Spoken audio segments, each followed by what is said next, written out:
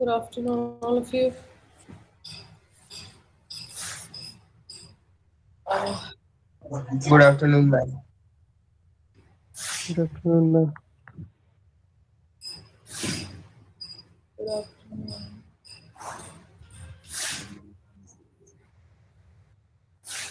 So I think we will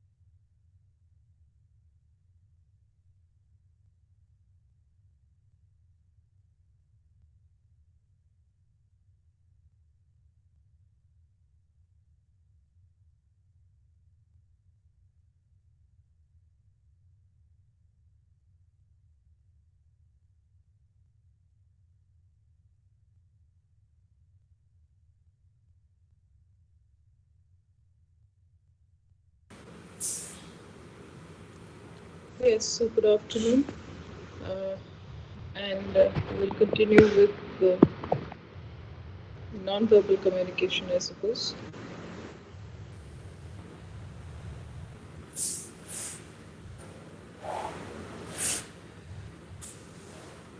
Am I audible to all of you?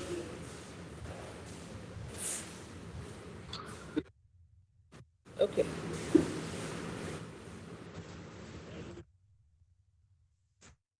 Right.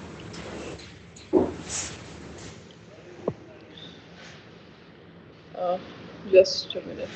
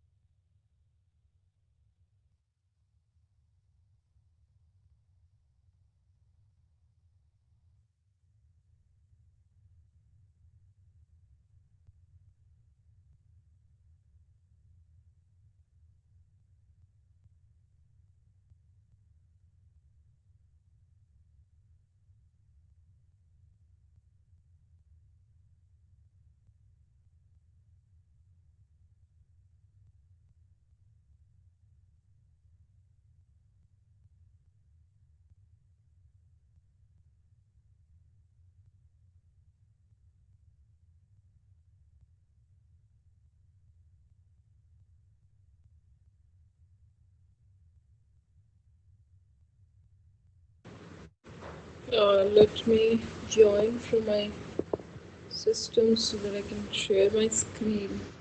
Give me a moment, please. It's taking a lot of your time.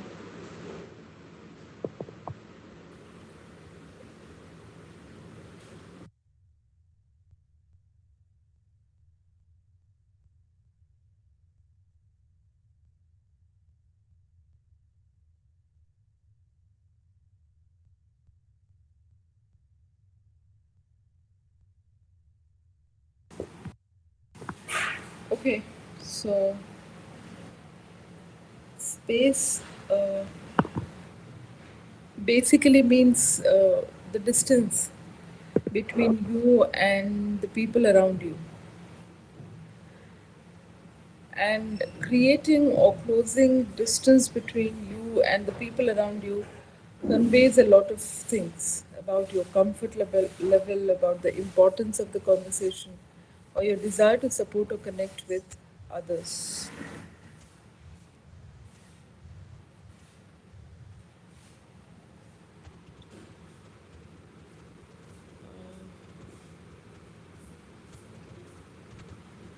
For example, you might stand 2 or 3 feet away from a new contact to respect their boundaries. So, space means uh, what is the distance that you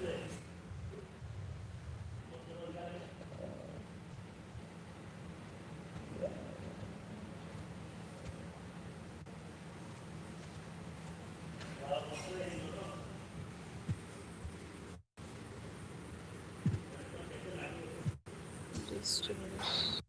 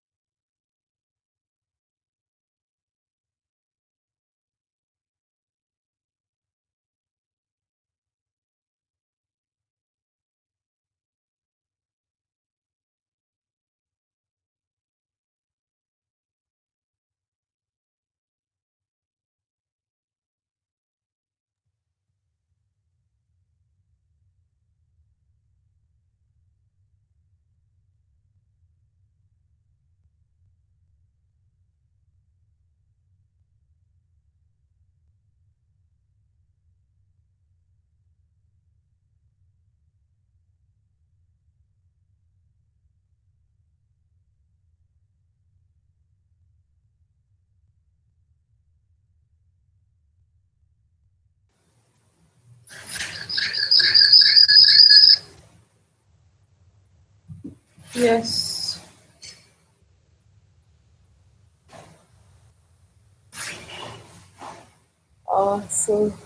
So, space is the distance that you would like to have between you and the other person, and it depends on the comfort level, on your comfort level, on the importance of your conversation, and your relationship. Now, this uh, is this visible to all of you? Yeah. So these are the zones of personal space. The intimate space is 0 to 1.5 feet. So if you are intimate with someone, you can use uh, 0 to 1.5 feet of space. But if your relationship with the other person, or if the conversation is not that important, now that's a personal space that you can get in. So personal space is 1.5 to 4 feet. Social space is 4 to 12 feet, and public space is 12 plus.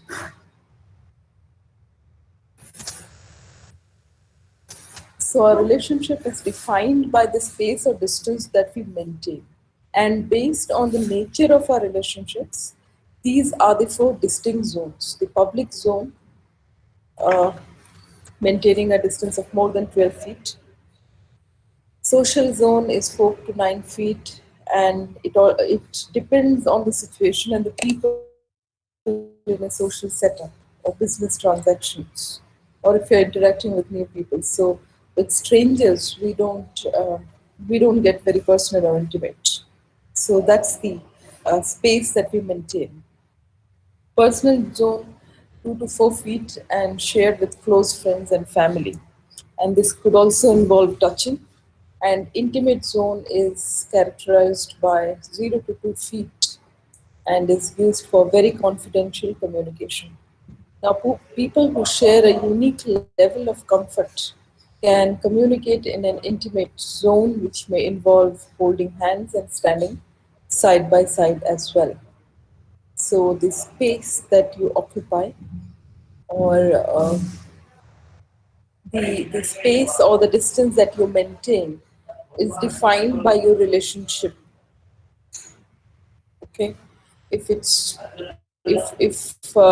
very confidential communication, or if you have a very unique level of comfort, or if it's a very um, intimate relationship, so you can occupy the intimate zone.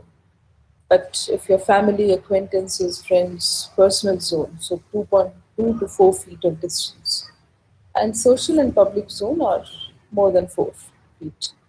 Now, space also communicates something very important.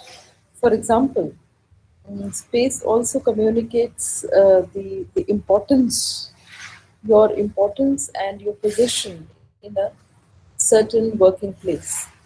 So the best space of the office is gotten by the top ranking officials. You never find the CEO or the higher managers sitting in a very dark and dingy corner of the office. So, space also communicates your level of importance, how important you are in the power ladder, in the strata of power, is communicated by space as to uh,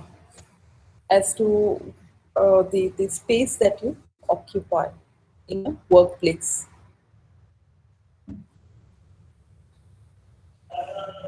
Now, paralanguage includes your non-language elements like your speech, your pitch, your intonation, your volume. So, if you're speaking quickly, what does that mean? If you're speaking very slowly, so you're pacing the pitch of your tone and the speed and the volume. So, all this comes under paralanguage, and they convey a lot of meaning. So, pitch helps convey meaning, it regulates conversational flow and communicate the intensity of a message. If, for example, if your volume helps communicate the intensity. So, paralanguage provides important context for the verbal content of the speech. Now, speaking rate also refers to how fast or slow a person speaks, and this can lead others to form impressions about our emotional state, credibility, and intelligence. So, your pace of speaking. Now, has a distinct quality, and that's known as vocal signature, because we like someone's voice, we don't like someone's voice. Some people's voice are more intense and pleasing than others.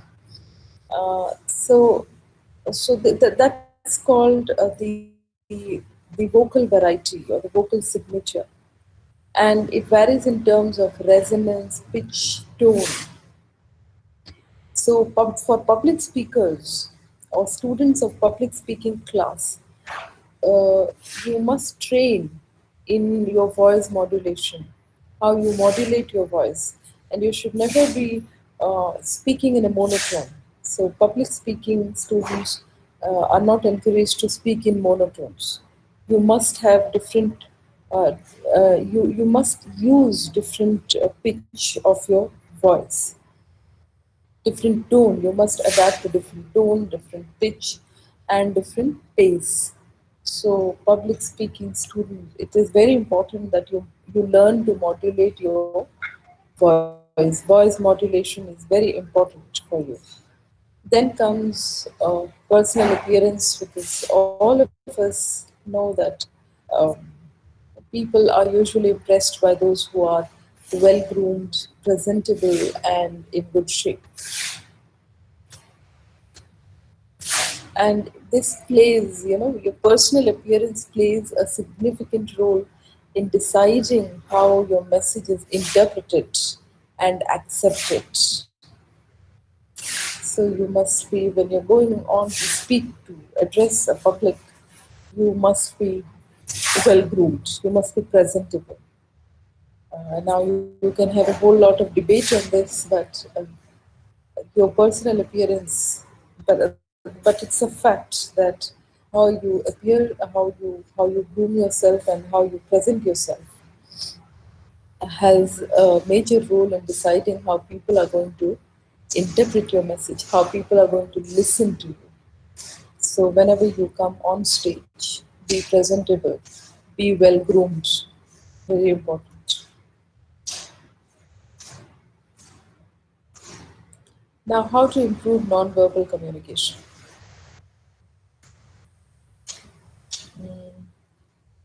Nilesh Ranjan, Nilesh Ranjan. Okay, Deep,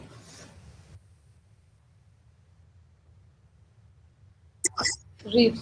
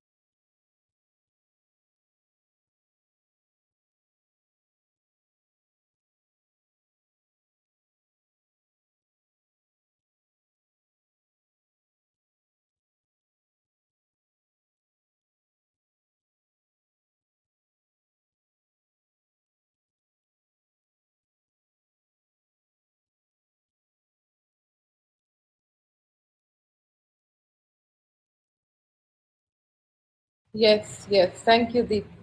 Uh, any explanation on this? You need any explanation on this? It's clear. Okay.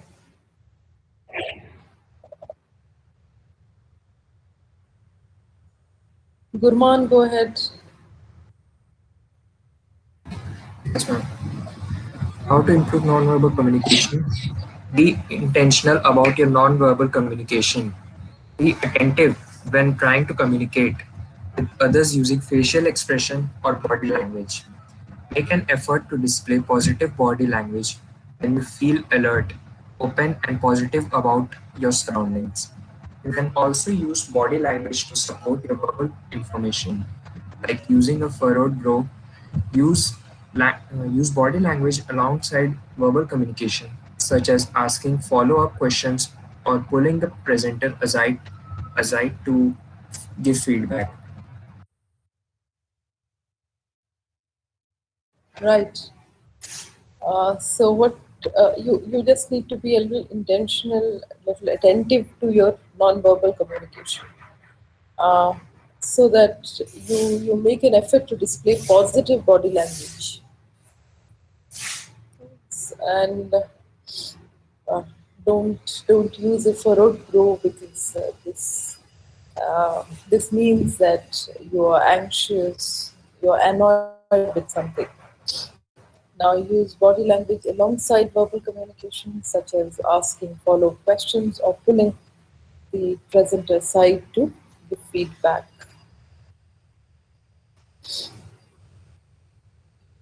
Mimic nonverbal communication. Anjali is going to read this. Yes, ma'am. Mimic non-verbal communications you find effective. If you witness certain facial expressions or body language, you find when you if you see that positive feedback efficiently, use it in your next meeting when you have the same feelings.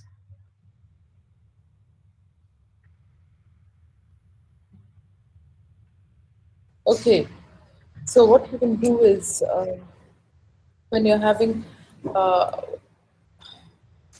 if you feel that, while communicating non-verbally you get a positive feedback, mimic that. Apply that for the next meeting, or apply that for your next conversation. when you feel that certain nonverbal communication is being appreciated, is being approved by others, mimic that. So simple. So nonverbal communication is an essential part of having excellent communication skills, and you need to take time to understand the body language and facial expressions of others you work with, as well as to develop the ways you use nonverbal communication. So that's the end of this chapter. Now we go on to the next chapter. But before that, I ask you to decide on a point of contact. Did you do that?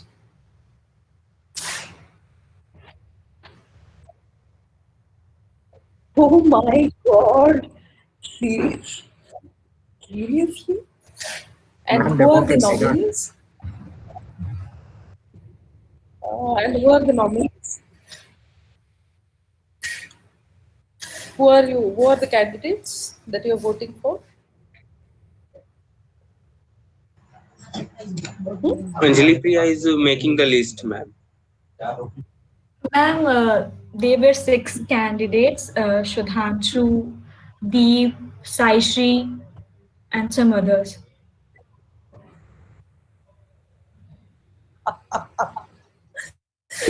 You've taken this a little too far. Okay. Uh, okay. Continue with your voting and other things. But is Anisha back? Is Anisha back? Is Anisha there in the class? Yes, ma'am, I'm listening to you. Yeah, Anisha, are you okay now? Yeah, ma'am, little bit. Okay. You expect to be all right by next week? Hope so, ma'am. Okay. I hope I so. mean, it's a simple flu or something. Ma'am, it's a thing. I will tell you afterwards. Okay, okay, okay. Okay. So, uh, since Anisha has been coordinating quite well, uh, I think I can ask Anisha to coordinate for the next event also. And in the meantime, you continue with your election and tell me, declare the result. Sure, ma'am. Okay. So continue with the election, no issues. But Anisha, I hope by next week you'll be all right. So I think you can coordinate with the event. Yes, ma'am. Thank you. Yes, yes. You're taking democracy a little too far, I guess. Why ITR versus Anjali? What is that? Anjali, you are also a candidate, No, ma'am. No. and they're all saying Anjali versus Is the election commission. ITR. Ma'am, what are this doing? Oh, very good. Your class is very jovial, and I think you have a lot of unity in your class. I think so. No, ma'am. No? No, ma'am. No, Oh, ma'am.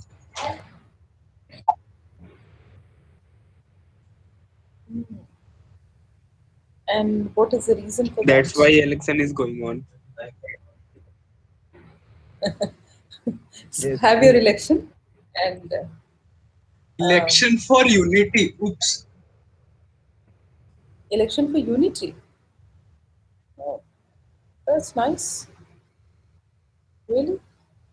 Okay, that's a good thing. But you're having election for unity.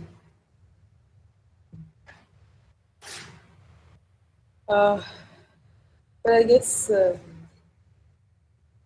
okay. You keep continue your election, and Ma'am, you tell which month, like, who would be the CR then? okay, you please continue. Ma'am, No you just issues do a with that. wild guess. Huh? Ma'am, you just do a wild guess. No, no. I think I'm comfortable with Anisha, so I'll have Anisha as the point of contact for me. Please cooperate. Sometimes I'll ask. I might need something, and I would ask Anisha to collect it from all of you. So please coordinate or cooperate with her. But I'll definitely give you a huge round of applause to the leader, to the CR, because it's a big fight that all of you are having. So it's a completely democratic process that you are. Okay, so no issues with that. Continue. Uh, and Fight just for let me right. know the results of the CR. I think is standing for the election, and the rest half will be voting, I guess.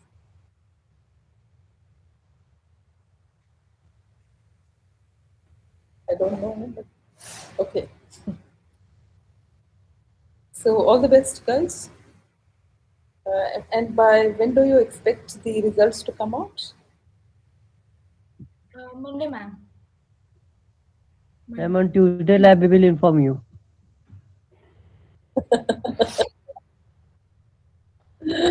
Okay, okay, okay. Now coming to the next very important chapter. Uh, that's the co-orientational view of argument. So from non-verbal communication, communication process to argument again. And by the end of this chapter, we'll learn what is co-orientational view of argument, the three perspectives of argumentation, logical, dialectical, and rhetorical.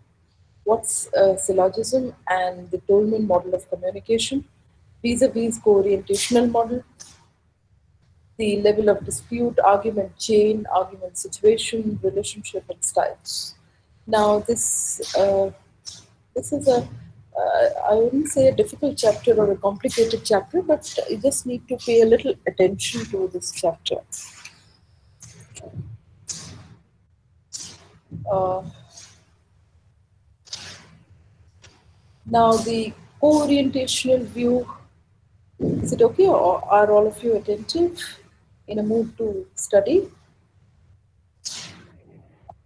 Okay, great. Yes, ma'am. So I'd like all of you, yeah, that's nice. So I'd like all of you to listen to this very carefully. Now, what is co-orientational? If you remember, we talked about the three criteria of argument, the three characteristics. The first is that argument must make a claim, and the claim has to be supported with evidences. And the third major criteria is that argument is done it's an attempt to influence others. So these are the three criteria of an argument. Now, the support, the evidential support that you make, should have some credible testimony to it. Now, coming back to just to rebrush, because you might have forgotten what argument was. We dealt with argument and critical thinking in the first initial classes. Now, co-orientational approach to argument presumes that the relationship between the arguer and the recipient is equally important as that of the content of the argument. So that's the basic premise of it. Now, argument, we say that the content should be logical, should be sound, and should be reasonable, isn't it? Uh, so it is this orientational approach presumes that it's not only the content of your argument that is important, but the relationship that the arguer shares with the recipient that is also important. Because arguments may be very strong and well substantiated, but if the hearer does not trust the arguer or suspects that the arguments are being misused, then even the best arguments will fail. So if you don't trust the arguer, if you feel that the arguer is not a very credible person, then you will then the entire argument, the logicality, even if the argument is very logical and very apt and well substantiated, all your argument might fall flat because the recipient would not listen to you. So the last criteria of an argument which says that you make an attempt to influence others is simply lost because you don't trust the arguer. Now, when you don't trust the arguer, you won't listen to whatever he or she is saying. So it's very vital that your argument should be well substantiated. Uh, Moreover, the relationship with the arguer, the recipient and the arguer, should also be good enough. Should be that of a trustworthy one. Should be a should be a credible one. So the recipient must trust the arguer. So these are the two vital components for influencing your recipient. First is that your argument should be well substantiated, should have a lot of logical reasoning. It should be strong and reasonable and logical. But your relationship also counts. So the arguer should also be a credible and trustworthy person who the recipient would trust. Now, if you go to a physician and you don't trust the physician, somehow psychologically you feel that you're not being treated uh, properly, then you would not, the medicine won't work also. The medicines won't work if you don't trust your physician. So this element of trust. And initially, I told you the importance of the word of credibility, credible. So, credible is a very important word. If you lose that credibility as an arguer, your entire argument falls flat, even if you have well substantiated points. So that's a very important phenomenon. So this is also applicable now in the democratic process that you're undergoing. So the person who is trustworthy, who's credible, I think gets more votes until and unless you you offer them freebies. That's another story. But the co-orientational view of argument, the basic premises of this view, believes that it is not only the content which is important, it is also the relationship between the arguer and the recipient which is important. So the recipient must trust the arguer, or else the best of arguments will fail. So the word credibility has a lot of importance. So when you're trying to attempt to influence others, the recipient would be influenced not only by your content that you make,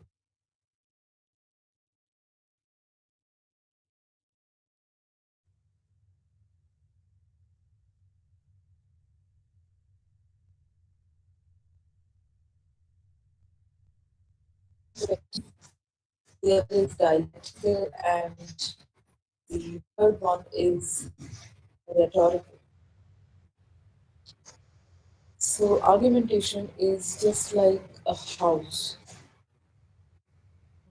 which has different sides. Similarly, in argumentation, you have the logical side, the logical aspect, the dialectical aspect, and the rhetorical aspect.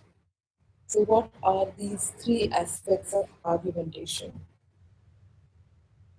Logical aspect emphasizes on the accuracy of the premises and the correctness of the logicality of the content. So your evidence and your premises and the claim that you make, the evidence and the claim that you make must be connected. Your evidence must be credible, must be from trustworthy sources. Now that's logical perspective. So when we are looking at an argument, the argument has three sides to it. The first side is logicality of the argument. So when we are evaluating an argument, we evaluate the argument from three aspects. Please don't confuse this as three criteria to an argument. Don't confuse. Now, there are three sides to an argument. You evaluate an argument from three sides. First, the logical content. How logically sound and well substantiated your argument is. So, when you present your election speech, are you also making speeches for your election? You must. So, when you're making speeches for your argument, for your vote, for your election, the other members of the audience, please listen to this very carefully. So, when your classmates make the speech, the election speech, try to see how logical their speech is. Very important. So you have to evaluate their speech from three perspectives. The argument from three perspectives as to why they should be chosen as the CR. Yeah, that can be done as an activity in the lab. Why should you choose me as a CR? And when you are as recipients, as listeners, when you are listening to the speech, uh, evaluate the speech from three angles. First, the logical perspective, how logically reasonable or sound the arguments are, how well substantiated the arguments are that your friend is making. So the emphasis here is on the accuracy of your evidence and how cleanly you make a link or you connect the claim with the supporting evidences. How nicely, how vividly you support your claim. So you look for the evidential support here in the logical perspective. The second is dialectical perspective. Now, dialectical perspective looks at how convincingly you have explored all the issues or all the perspectives of the particular issue. Uh, how nicely or how critically you have examined all the positions relevant to the topic. Now, dialectical perspective doesn't only look at two sides of a coin. What happens in a court of law? Either you fight for or against, but that is not what happens in dialectical perspective. In a dialectical perspective, you try to look from all the aspects, from multiple perspectives. You look at one singular issue from different perspectives. So find out whether the candidate looks into all the different aspects as CR, responsibility as a CR, whether he or she is looking at different aspects of of the issue and trying to find out or trying to arrive at the most economical and reasonable reconciliation. So dialectical perspective examines all the uh, aspects of a particular issue. What could be the benefits? What are the challenges? What are the problems? And how best we can resolve the problem or resolve the challenge. How best? What is the most economical and reasonable solution for this problem? And you can only find out the most economical and reasonable solution to a problem if you explore all the possible angles, if you explore all the possible situations. Only then you can arrive at the most economical and reasonable solution to a problem.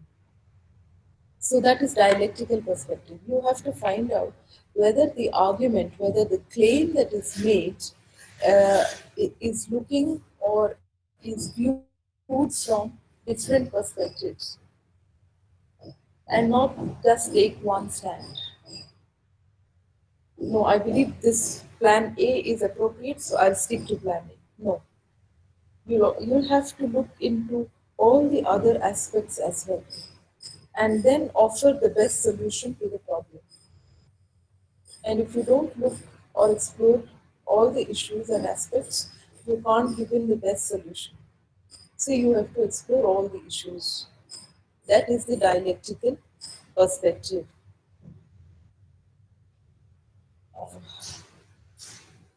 I'll come to this later. This might confuse you. Now, the rhetorical perspective is is how emotionally you can you can mold your audience. So, the rhetorical perspective uh, views or makes an appeal to an audience. So we must take account of the circumstances and we have to use or make strategies as to how we can influence our audience. So rhetorical perspective looks at the strategies which we can use to influence our audience. So what best practice or strategies can we employ so that they are emotionally molded? Because when you're trying to appeal an audience, you have to strike at an emotional level. The reason works out well, but ultimately it's on an emotional plane that we have to influence our audience. So rhetorical devices are strategies which make an emotional appeal to our audience. That's rhetorics through the different language structures. Okay. So these are the three perspectives of an argument. So when your friends are delivering speeches in the class, you have to sorry, not I mean in your group, uh, judge them from these three perspectives. Judge their arguments, evaluate their arguments from these three perspectives. Whether their argument focuses on the logical soundness, whether the argument has a logical soundness, that's logical perspective. So logical perspective focuses on the structure of an argument and on its logical soundness, how logically sound your argument is. Dialectical perspective is now this considers especially the capacity of any given procedure for argumentation, but basically, not going into all this definition, dialectical perspective is an effort to explore all the aspects or sides of an issue and to reach the most economical and reasonable solution to a problem, exploring everything at hand. And the third one, also a very vital component of a speech making or argument, is rhetorical perspective, where you emphasize the argument's effectiveness in persuading your audience. And the arguments and an argument's effectiveness in persuading your audience lies in how emotionally well connected you are with your audience, how emotionally connected, and what kind of an emotional pitch you make, how emotionally you can mold them. So these are the three vital parameters for an argument. They are not the criteria of an argument, they are the parameters, they are the perspectives from which we judge an argument, we evaluate an argument. It should have a logical perspective, it should have a dialectical perspective when necessary, if necessary. But in case of face off that you had, you did not have to consider the dialectical perspective because you're fighting for and against. But an argument also must consider the dialectical perspective where you're exploring an issue from all the possible angles and then you reach the best, the most economical solution for it. And the rhetorical perspective is how effective you are in persuading your audience. And in doing so, what is the language structure you use and how emotionally it molds your audience. So these are the three perspectives of your argument. Now coming to formal logic. Now this is logic, and formal logic is the study of how conclusions are reached using structured statements. Now we'll talk about syllogism. Is this clear to all of you? Just wanted to know. Is this clear to everyone, or you have an issue? You have a problem? You have to understand this. Clear? So, co-orientational view of argument tells you that it's not only the content of your argument which is important, but also the relationship. So, if you share a very good relationship, if people think you are a credible person, you're a trustworthy person, they listen to you. So, we often listen to expertise on a particular subject because we believe that they are masters of their subject. So credibility is an important factor here, and credibility decides how your relationship is with your audience. Now coming to syllogism. Syllogism is made up of three statements. Now this is logic. We are going to read logic now. Uh, Not very difficult, just a mathematical formula, kind of, you would say. So syllogism is formal logic. It is made up of three statements, only three statements. And it includes three terms associated in pairs with each other through the statements and draws a conclusion from a major and a minor premises. So you have a major premises which says all mammals are warm-blooded, and then you go on to write the minor premises which says all whales are mammals. So in the first statement you said all mammals are warm-blooded. In the second statement you said all whales are mammals. So what do you derive from these two statements? What is the conclusion you derive? Therefore, all whales are warm-blooded. Since mammals are warm-blooded and whales are mammals, so whales are warm-blooded. Not difficult, simple. So syllogism made up of three sentences, three statements. There is a major premise, there is a minor premise, and there's a conclusion. And we'll talk about four types of syllogism. We'll end the class with the four types of syllogism. First one is categorical syllogism. So this is a logical argument that draws a necessary conclusion from two premises stated as simple propositions containing categorical terms that designate classes. So categorical syllogism talks about a category. Again, three statements: major, minor, and conclusion. Major premises says all tests are biased. So the category here is test. Minor premises says SAT is a test. So SAT is a member of this category. Therefore, SAT is biased. Right? Now, another example is no graveside should be robbed. What is the category here? What is the category in this syllogism?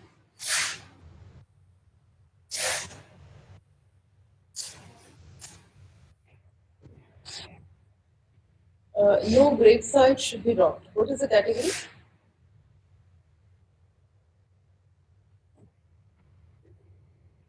Yeah, but graveside is a category. In this, all tests are biased. What is the category? All tests. So test is a category. Now SAT is a test. So what is a member of the category? Now SAT is a member of the category. Similarly, when we go to this, no graveside should be robbed. So, what is the category in this syllogism? Gravesite. Yes. What is the Titanic is a gravesite. So, what is the member of the category? Titanic. Correct. Titanic is the member of the category. Therefore, Titanic should not be robbed. Now, this is called categorical syllogism because we deal with a particular category. Here, gravesite is a category. That's why it's called categorical syllogism. Now, disjunctive syllogism is it sets forth two or more alternatives in a major premises, deny all but one in the minor, and affirm the only remaining alternative in the conclusion. So we have two alternatives in the major premises. We cut out one is remaining, and that becomes the conclusion like this. Next year, I'll study away in either China or Australia. Now, I've given here two alternatives. In the minor premise, what I'll do, I'll strike off one. I'll dismiss one alternative. So, I don't think I should study in China because I don't speak the language. So, what is the conclusion? The remaining one is Australia. Therefore, I will study in Australia. So, disjunctive syllogism talks about two or more alternatives in the major premise. In the minor premise, it strikes off or dismisses all the alternatives except one, and the remaining one, which is left, becomes the conclusion. That is it. Now, hypothetical syllogism is arguments that do not involve a direct comparison. Rather, they contain a conditional major premise that is either affirmed or denied in the major premise, and the conclusion is what remains. So, what happens here? If I smoke, hypothetical condition, there's a hypothesis. If I smoke, I will suffer negative health consequences. Minor premises, I chose to smoke. Therefore, I will suffer negative health consequences. So, hypothetical syllogism doesn't involve a direct comparison. Rather, there is a conditional premises. There is a hypothetical situation. That's called hypothetical syllogism. And the last one is enthymeme. Now, this is a rhetorical syllogism that calls upon the audience's existing beliefs for one or both of its premises. Most Italians are Roman Catholics. Mario is an Italian, therefore, Mario is a Roman Catholic. Most Indians are Hindus. Um, so, uh, Shivam Srivastav is an Indian, so therefore, Shivam is a Hindu. It's like this. But this is a rhetorical syllogism and it is based on the existing beliefs. So, syllogism is a logical structure of three statements. You have a major premises, you have a minor premises, and from both these premises you derive a conclusion which has to have a logical ending. The conclusion should have a logical ending. Yeah. Sanatan, yes. Sanatan. We don't, Hindu is also a blasphemous term that says Sanatan Dharma. We call it Sanatan Dharma. Yeah, correct. Okay. So that's it for today's class. But before leaving, uh, anthony, hypothetical is, difference is this is a hypothetical situation. If if I smoke, so I presume something. It doesn't necessarily happen. That is a hypothesis I have taken. If the sun doesn't rise for 7 days, the earth will collapse. If But enthymeme is an existing belief. We believe that people in India are predominantly Hindus, or people who are Italians are predominantly Roman Catholics. So this is a belief system, but that's a hypothesis. So the difference between a hypothesis and a belief. Now, beliefs are maybe necessarily true, but for a hypothesis, you just have to go on to prove the hypothesis to be true. But beliefs are beliefs. You can't question beliefs. It's like that. But hypothesis has to be experimented upon, has to be proved uh, to be true or false. Yeah. Did I answer you, Dee? Okay. Uh, but before we leave, I would like to request all of you to provide your registration number and your name to Anisha. Anisha, are you there? Yes, ma'am. Yeah, Anisha. So all of you will send you their registration number and name. Yeah, Yes, ma'am. Yes, ma'am. yeah. So just want to know the total count of how many students are there. Okay, and all the best hopes for your election. Just tell me, Shivam, the results by Monday if you're meeting. Okay. Ma'am, I will tell you in WhatsApp when the results will be declared. Okay. But also tell all the candidates to make a speech. And the Okay, ma'am. other, the audience members should evaluate their speeches because you're all critical thinkers, you're all students of public speaking classes, so you must evaluate their speeches um, based on these three criteria, these three Okay, ma'am. parameters, and find out who is the most logical and the most. You can also rank Ma'am, them. Who is and last logical? Yeah. option. Yes. Last option. What last option? Ma'am, Who was if there will be no class representative, then what we will do, ma'am? Don't worry. Ma'am, presidential rule, Talking it is. Huh? Yeah. like presidents. President. Yes. So president is always there. So I'm sitting here. Your Monarchy. class admin, class admin is also there. Your section admin and me. So both of us will handle it. Yes, Christian not ma'am. able to Section sit down. section sir Ma'am, will be class representative.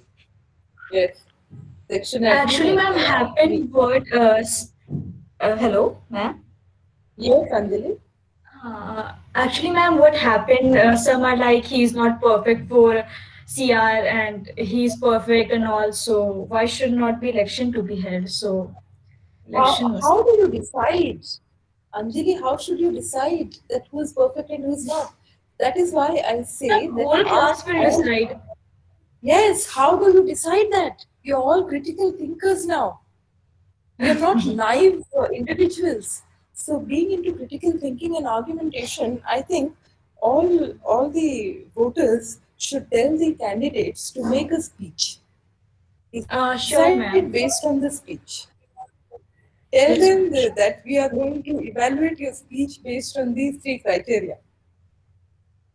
Okay? Um, ma'am, Gurjeet is saying something like one should be a For CR one for week. only 1 week and all. 1 week. Your class, your group, you decide what you want to. But if they want to, then you must ask them to deliver speeches. So all the candidates will deliver speeches, and the audience will decide based on the three criteria, the three parameters: logical, rhetorical, and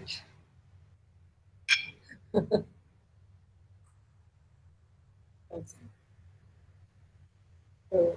And this, and what about the girls? None of them are there for the elections, Ma'am, standing for the No, ma'am, elections. please tell Saisri is them. here. Okay, okay. I don't know why they are not Good luck. participating. Good luck, all of you. But please don't forget to give your names and registration numbers to Anisha, all of you, all the active members, inactive members, those who never come to the class. but are still there in the section, please come. Please give your names. How many students are there in your class? Ma'am, 74 or 73 maybe. 72. Um, 74. according to the list, it's 74. 72 है मेरे According pass to the list है. list, it's 74. Really? Two members are I extra in never the group. extra. How do you make? 2 members I have mean, 2 accounts in that group. Ma'am, double sim, ma'am.